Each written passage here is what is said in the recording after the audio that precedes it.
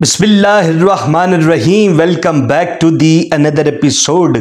मैं हूँ आपका होस्ट और दोस्त जोनी ब्रो ते देसी घ्यो। मेरे सोने प्यारे सजनों मित्रों बेलियो ते मेरी प्यारी प्यारी सोनी सोनी सहेलियो, खाला पुप्पा ताई चची मामी आंटी बाजी बहन, खालू पुप्पा ताया चाचू मामू अंकल बड़े पाइन, सबको जोनी ब्रो का सलाम अलैकुम वरहमतुल्लाहि वबरकातुहू। मैं यकीन से कह सकता हूं कि आप सब खैरो आफियत से होंगे और इस ना चीज को देख रहे होंगे। नाज़रीन, हमेशा की तरह आज भी जॉनी ब्रो आपकी खिदमत में जेर जबर पेश हैं। कैसा लगा इंट्रो आज का? है नहीं अच्छा लगे ना लगे भाजी, मैं करना है जो मेरा दिल करेगा वो मैं करूंगा। नाज़रीन, आज जो है वो एक टॉपिक बड़ा खूबसूरत, बड़ा बेहतरीन, आसान टॉपिक इस प्लेटफॉर्म पर बच्चे नन्हे मुन्ने सब्सक्राइबर हैं उनके लिए भी ये बनाया जा रहा है। हर वीडियो मतलब उन थोड़े बड़े से नहीं बनानी, मैं बच्चों के लिए भी हमने बनानी है। तो बच्चों के लिए वीडियो ये है कि मैं जो अडल्ट हो चुके हैं, 18 साल से ऊपर की एज के जो बच्चे हैं या जो 18 साल के होने वाले हैं, उनको थोड़ा अवेयरनेस करने के लिए, अवेयर करने के लिए ये वीडियो बनाई जा रही है। इस वीडियो का मकसद ये है, छोटो वीडियो का मकसद बाद जो दसांगा, पहले मैं दसा कि वीडियो का अनुमान जो है वो what is filer, what is non filer, और व्हाट इज एफपीआर डिपार्टमेंट, और what is NTN number, tax payer, ये सारे आज जो टैक्स के मुतल्लिका सवालात हैं वो भी आपसे करेंगे, जवाबात भी आपको देंगे। अब ये तो नहीं हो सकता कि आप सामने बैठे होते तो पूछ लेता कि क्या क्वेश्चन है जी आपका, लेकिन आप नहीं हैं तो मुझे कहीं ना कहीं प्रॉब्लम्स का अंदाजा होता है क्वेश्चन होने क्या वाले हैं। तो बात को, उन्वान को, तारुफ को, इंट्रोडक्शन को मुख्तसर सा करते हुए आगे बढ़ते हैं। नाज़रीन, पहले तो इस बात का अंदाजा आपने लगाना है कि फाइलर किसे कहा जाता है। एक लफ्ज बोला जाता है कि सितंबर में हर साल जो है वो गोशवारे जमा करवाने हैं। गोशवारे उर्दू में कहा जाता है, इंग्लिश में इसका नेम है रिटर्न्स, टैक्स रिटर्न्स फाइल। ठीक है, यानी कि आपने जो एक साल में कमाया, सैलरीड पर्सन हो या बिजनेसमैन हो, कोई भी सैलरीड पर्सन में डॉक्टर हजरात आ जाते हैं जो गवर्नमेंट से अपनी पे ले रहे हैं, सैलरी ले रहे हैं। पुलिस हजरात आ जाते हैं, इसमें लॉयर्स आ जाते हैं, इसमें लॉट ऑफ डिफरेंट डिपार्टमेंट्स के जो ऐसे पर्सन जो जॉब कर रहे हैं उनको सैलरी मिलती है, ये होते हैं सैलरीड पर्सन। और जो बिजनेस करते हैं, अपने बिजनेस की इनकम साल बाद उन्हें जो मिलती है उसमें से एफपीआर एक गवर्नमेंट का ऐसा अदारा है जिसमें आपने अपनी रिटर्न्स फाइल जमा करवानी होती है। उससे इस बात का अंदाजा लगाया जाता है कि आपने पूरे एक साल में कितना पैसा कमाया, उसी एक साल में खर्चे कितने कर दिए, बाकी जो बचा आपका वो आपने बाकी गवर्नमेंट के एफबीआर जो एक अदारा है उसके साथ आपने जो है शेयर करना है आपस में बैठ के। अपने लॉयर को बीच में ऐड करें, वो लॉयर आपकी फाइल को सारा बेहतरीन तरीके से मैनेज करेगा, फिर वो एफबीआर के दफ्तर में वो फाइल आपकी जमा होने के लिए भेज देगा। यानी कि जो आपने पूरे साल कमाया उसमें से जो खर्चे कर दिए, उसके बाद जो बचा आपके पास गवर्नमेंट से शेयर करने को हम कहते हैं फाइलर। क्या आप फाइलर हो चुके हैं जी? मुबारक हो जी, फाइलर हो गए जी, मुबारक मुबारक। इसे फाइलर कहा जाता है। पाकिस्तान में एक लफ्ज बहुत ज़दे आम जुबान पर यह है, नॉन फाइलर। दुनिया के मुख्तलिफ ममालिक में नॉन फाइलर का चक्कर कोई नहीं है। नाज़रीन, 18 साल की उम्र के जब आप हो जाते हैं ना, उसके बाद जॉब करें या बिजनेस करें, आपकी ऑटोमेटिकली गवर्नमेंट की तरफ से आपको मैसेज मिलना शुरू हो जाते हैं कि आए, आके अपने टैक्स जो है वो रिटर्न जमा करवाएं, गोशवारे जमा करवाएं। इसका मतलब है वहाँ की जो सैलरी मिलती है जब आप अडल्ट हो जाते हैं, ऑटोमेटिकली वहाँ की जो गवर्नमेंट है आपकी सैलरी में से टैक्स डिडक्ट कर लेती है। इसलिए वहाँ नॉन फाइलर का चक्कर ही खत्म हो जाता है। हमारे यहाँ लुकदे फिरते रहते ने, छुपते ने, पता नहीं फांडा लैन की ना हो जाए। देखिए, जब आप लीगल हैं, इस मुल्क पाकिस्तान में रहते हैं, तब आपको हर चीज़ गवर्नमेंट को इसलिए भी शो करनी चाहिए। आपको गवर्नमेंट की तरफ से बहुत ज़्यादा मराहत मिलती हैं, सहूलियात मिलती हैं, बेनिफिट्स मिलते हैं। एंड पर बात करेंगे उसके बारे में कि बेनिफिट्स होते क्या हैं। फाइलर की समझ आ गई आपको? नॉन फाइलर क्या होता है? वो बंदा जो अपनी इनकम को, उसके बाद हुए एक्सपेंस को, उसके बाद बचे अपने मजीद कैपिटल को गवर्नमेंट के साथ शेयर ना करे, फेडरल बोर्ड ऑफ रेवेन्यू के साथ शेयर ना करे, एफपीआर के साथ, वो सर नॉन फाइलर कहलाता है। कितने ही लोग आप में से, हम में से हैं ऐसे भी जो नॉन फाइलर हैं, इस टाइम चुप कर बैठे हैं, करोड़ों रुपए का बिजनेस कर रहे हैं लेकिन गवर्नमेंट को टैक्स नहीं पे कर रहे। फिर वो जब पकड़े जाते हैं तो आपको पता है कि मार भी पड़ती है, उनके रिमांड ऐसे ऐसे किस्म के होते हैं। फिर सारा पूछा जाता है, ये गाड़ी कब ली थी, ये बच्चे की सालगिरह पे इतना खर्चा किया, कैसे किया, फलां की शादी आई तो इतना खर्चा कहाँ से किया, तो हमने तो गवर्नमेंट को शो ही कुछ नहीं किया कि तुम कमा क्या रहे हो। तो ये सर फाइलर और नॉन फाइलर का मेरे ख्याल से आपको समझ आ गई होगी। मैं एक छोटी सी मेहनत करके इधर खड़ा हूं, मैं यकीन करता हूं कि आप मेरी इस मेहनत को रायगा और जाया होने नहीं देंगे। अब हम बढ़ते हैं अगले पड़ाव की जानिब। फाइलर नॉन फाइलर आपको समझ आ गया। अब हम जाते हैं टैक्स पेयर की तरफ कि टैक्स पेयर कौन होता है। फाइलर को ही टैक्स पेयर कहा जा सकता है क्योंकि वो तो अभी सिर्फ गवर्नमेंट के साथ अपने बिजनेस को, एक्सपेंस को, बाकी जो कैपिटल बचा शेयर कर रहा है गवर्नमेंट के साथ, वो टैक्स पेयर थोड़ी हुआ। टैक्स तो अभी पे करना उसने। टैक्स कैसे पे किया जाता है इस बात का भी अंदाजा आपने लगाना है। फॉर एग्जांपल, जो आप बिजली का बिल देते हैं अपने घर का, उसमें से भी टैक्स आप गवर्नमेंट को पे कर रहे हैं। जो आप कॉल्स मैसेजेस के लिए पैकेज करवाते हैं, उस पैकेज में भी आप गवर्नमेंट को टैक्स, या वो एक कंपनी है, फॉर एग्जांपल जैस है, वारिद है, टेलीनॉर, यूफोन और जोंग वगैरह, इनको भी आप टैक्स ऑलरेडी पे कर चुके होते हैं। और भी किसी डिफरेंट जगह से आप जब खाना वाना खाते हैं तो 16% जीएसटी टैक्स जो है, या डिफरेंट लॉट ऑफ कलेक्शन है आपके पास। ग्रोसरी के ऐसे मटेरियल है, कुकिंग ऑयल है, घी है, चावल है, आटा, दाल, चीनी, जब इसको आप परचेज करते हैं तो आप टैक्स इसमें ऑलरेडी पे कर चुके होते हैं। एक तो वो टैक्स होता है। एक होता है कैपिटल फॉर्म में, एक जैसे हम कहते हैं लिक्विड फॉर्म में टैक्स आप गवर्नमेंट को पे करते हैं, उससे टैक्स पेयर बोला जाता है। जो अपनी टोटल इनकम एक्सपेंस के बाद मजीद जो कैपिटल बचता है गवर्नमेंट के साथ जब शेयर कर लेता है, उसके बाद कुछ पैसे उसकी तरफ गवर्नमेंट को देने के लिए निकलते हैं। फिर वो पैसे अपनी इनकम में से, घर में से, बैंक में से निकाल के गवर्नमेंट के एफपीआर में जमा करवाता है, उससे बोलते हैं टैक्स पेयर। 3 चीज़ों की समझ आ गई होगी आपको। ऐसे ही filer, non filer, taxpayer. अब हम आगे बढ़ते हैं, आगे जाते हैं हम कि एफबीआर क्या होता है जी। शॉर्ट फॉर्म है इसकी एफबीआर, और इसकी जो है वो full form federal board of revenue. ये समझे एक पाकिस्तान का ऐसा अदारा है, मुख्तसर अल्फाज में बयान करूं कि ये चंदा इकट्ठा करता है आपसे। हाँ जी नहीं, ऐसा नहीं कहूँगा।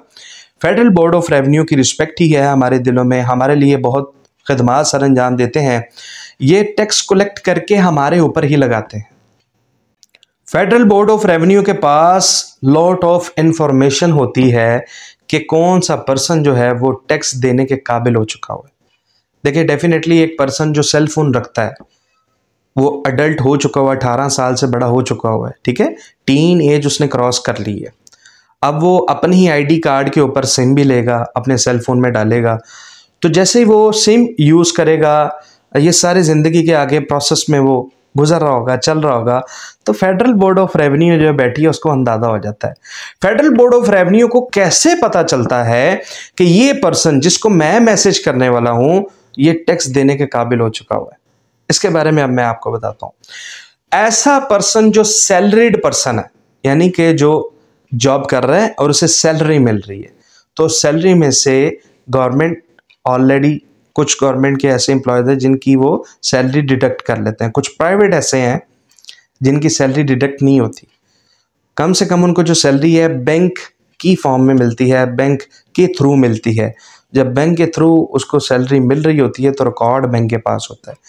फेडरल बोर्ड ऑफ रेवेन्यू जो है वो बैंक को कह सकता है कि मुझे इस पर्सन का रिकॉर्ड चेक करवाओ, और बैंक उसको रिकॉर्ड देने का मजाज होता है, उसको देना ही देना होता है, उसने उसके बगैर काम नहीं चलेगा। एक तो इस वजह से फेडरल बोर्ड ऑफ रेवेन्यू को पता चल जाता है कि ये बंदा टैक्स देने के काबिल है। और एक और इसमें ऐसा पर्सन जो बिजनेसमैन है, डेफिनेटली बिजनेसमैन जितनी भी ट्रेड है वो बैंक के साथ करता है, बैंक से ही इन आउट पैसों का लेन देन का मामला किया जाता है।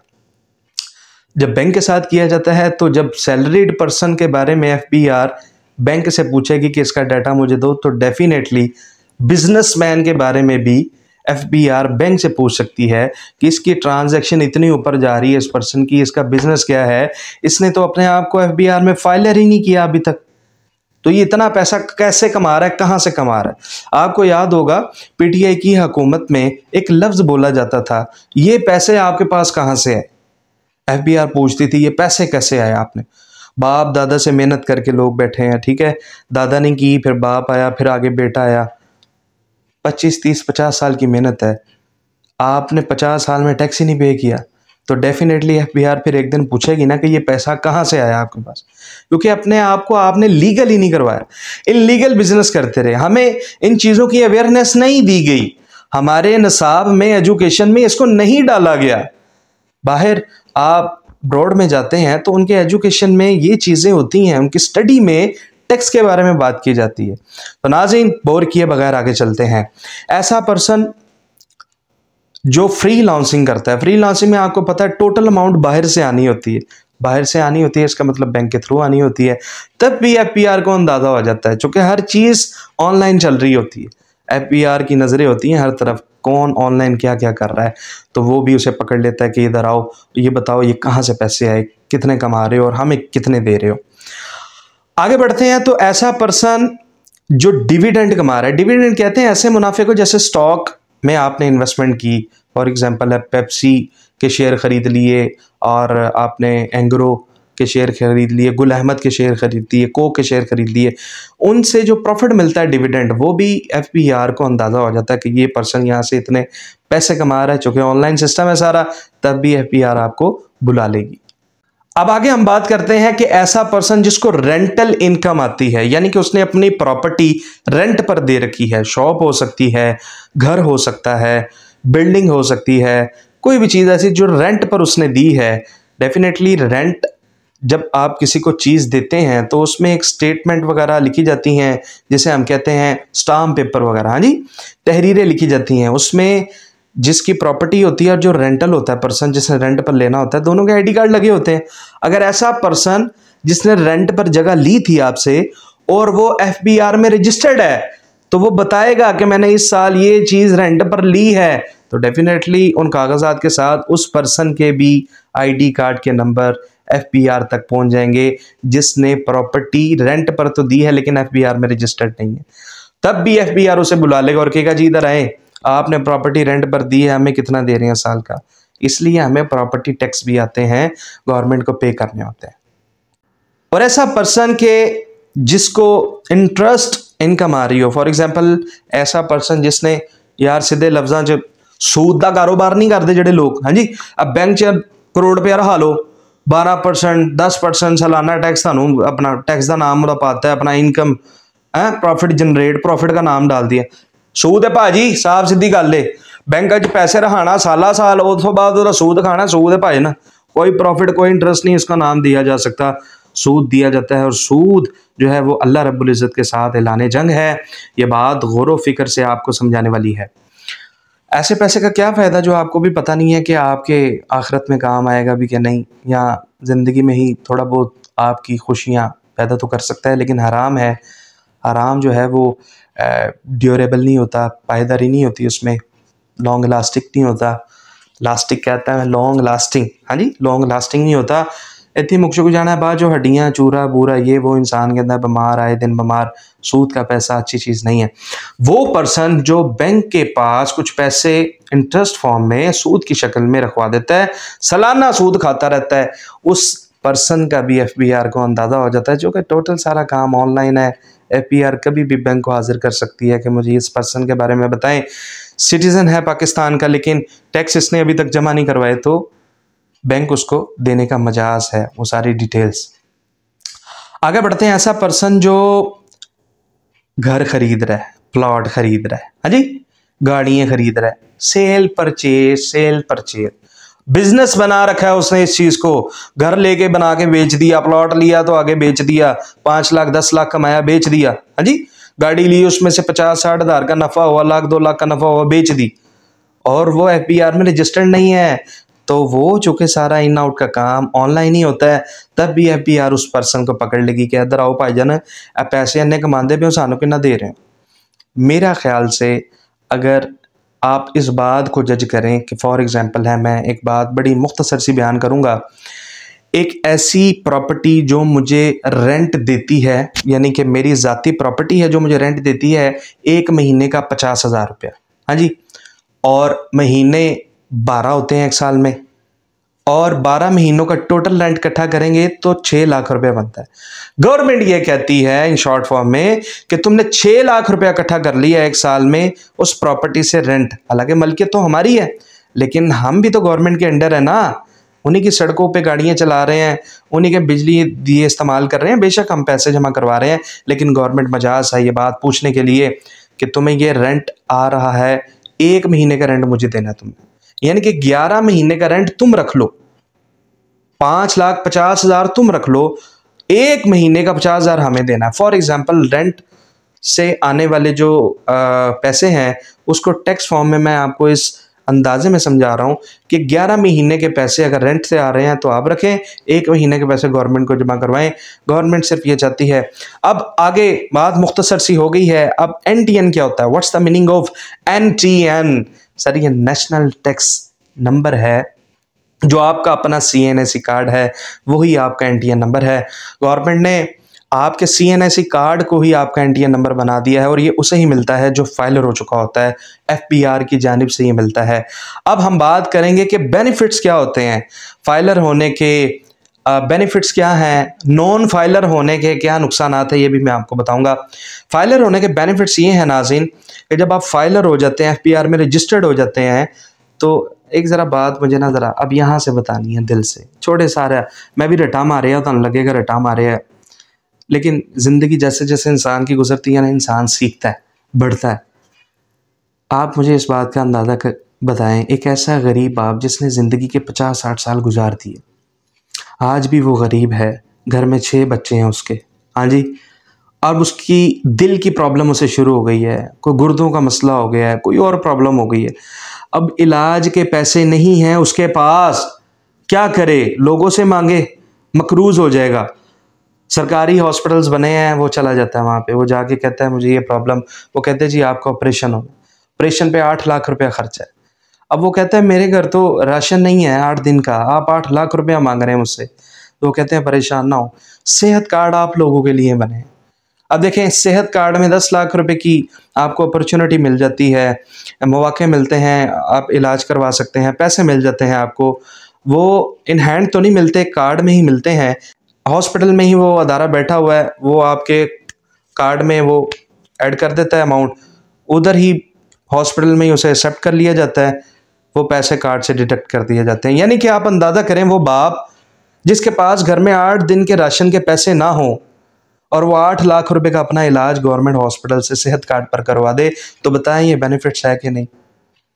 ये बात छोड़ें अभी कि वो फाइलर था या नहीं था, वो फाइलर ना भी हो फिर भी गवर्नमेंट जो है एक माँ की तरह किरदार अदा करती है हमारे साथ, हमें सपोर्ट करती है। क्यों छुपाते हैं हम अपनी इनकम इनसे? अगर आप गाड़ी लेने जाते हैं, गाड़ी जब आप किसी भी ब्रांड की परचेज़ करते हैं, 4 से 6 माह का आपको टाइम दिया जाता है, टाइम ड्यूरेशन होता है कि आप ऑर्डर दे दें, 25% अमाउंट पे कर दें, बाकी जो है 6 माह का टाइम है, फैक्ट्री में ऑर्डर चला गया, बन के आ गई। एक ऐसा पर्सन है जो कह रहा है मेरे पास पैसे हैं, मैं 6 माह का इंतज़ार क्यों करूं? तो शोरूम की तरफ से, या वो जो गाड़ियों का शोरूम से होते हैं, सुजुकी हो गया, होंडा हो गया, टोयोटा हो गया, और भी लॉट ऑफ ब्रांड्स हैं कार्स के, वो कहते हैं कि सर ये गाड़ी तो खड़ी है, आप ऐसा करें इसका ऑन पे करें, ये गाड़ी 70 लाख रुपए की, इसका ऑन जो है वो 4 लाख रुपए। और वो बंदा कहता है मेरे पास पैसे, इमीडिएटली ये 4 लाख रुपए पकड़ो। अगर वो शख्स फाइलर होगा तो उसको ऑन में से कुछ राहत मिल जाती है। अगर उसका ऑन 4 लाख रुपए और वो फाइलर है, टैक्स पे करता है, तो वो अपने टैक्स के बेनिफिट्स की वजह से हो सकता है उसको 2 लाख रुपया छोड़ दिया जाए, 1.5 लाख रुपए छोड़ दिए, कुछ ना कुछ तो छोड़ दिया जाएगा ना। जो नॉन फाइलर है उसे ये नहीं छोड़ा जाएगा, उससे वो पूरे पैसे लिए जाएंगे। हाँ जी, कल को आप ऐसा कहते हैं यार हॉस्पिटल में बताएं, प्राइवेट हॉस्पिटल को मैं बुरा नहीं कह रहा, इलाज उधर भी होते हैं, सरकारी हॉस्पिटल में भी होते हैं, लेकिन एक ऐसा हॉस्पिटल है प्राइवेट जिसका एक दिन बेड का जो किराया है 15,000 रुपये है। सरकारी हॉस्पिटल में वही बेड 10 रुपये की पर्ची पर आप 6 दिन का इलाज करवाएं, 7 दिन का इलाज करवाएं। वो जो बेनिफिट्स हैं गवर्नमेंट आपको दे रही है, सड़कें बना दी हैं आपके लिए जी, तालीम को फ्री किया, तालीम को आम किया। 10 रुपये 20 रुपये फीस सरकारी स्कूलों में बच्चे पढ़ते हैं, उन्हीं बच्चों में से बड़ा बड़ा दानिश्वर बच्चा बाहर निकलता है और बड़े बड़े दुनिया पर नाम पैदा करते हैं वो बच्चे। ज़रूरी नहीं है कि प्राइवेट स्कूल्स में ही पढ़ के बच्चे काबिल बनते हैं और काबिलियत हासिल करते हैं। गवर्नमेंट स्कूल में भी पढ़ने वाले बच्चे इंसान ही हैं। हाँ, माली वसाइल नहीं है उनके, वो गवर्नमेंट में पढ़ते हैं तो गवर्नमेंट उनको फ्री सिलेबस दे देती है, बुक्स दे देती है, बैठने के लिए बेंच देती है, चेयर्स देती है, पीने के लिए पानी देती है। सर ये वो सारे बेनिफिट्स हैं। हालांकि वो बच्चा अभी फाइलर और नॉन फाइलर तो है ही, फाइलर के ज़ुमरे में नहीं आया, लेकिन फिर भी गवर्नमेंट की तरफ से बेनिफिट्स हैं। तो फिर ये गवर्नमेंट के ये हमारे साथ जो है वो मोहब्बत और प्यार भरे जो है उनकी खदमात हैं।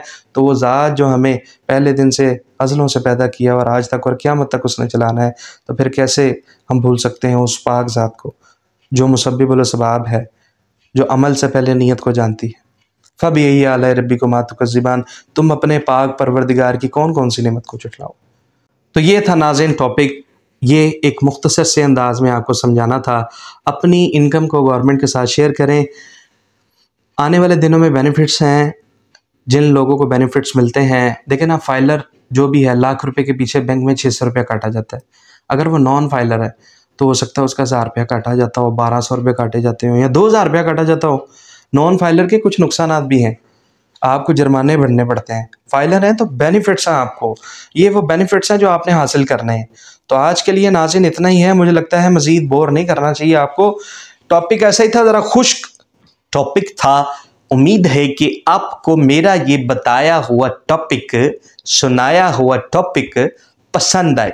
नाज़रीन वीडियो अच्छी लगे, पसंद आए, रिवाइंड करके दोबारा देखिएगा।